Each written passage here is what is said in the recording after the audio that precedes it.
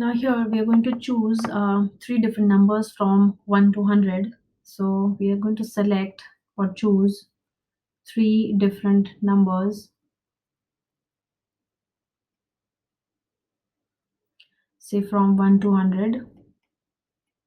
So therefore we can say that the chance of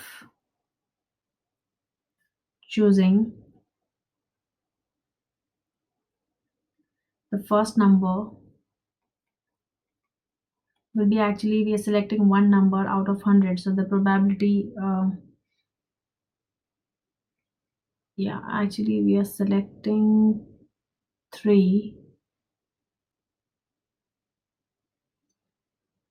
So the first number is selected actually from 3, so we will have 3 out of the total 100. And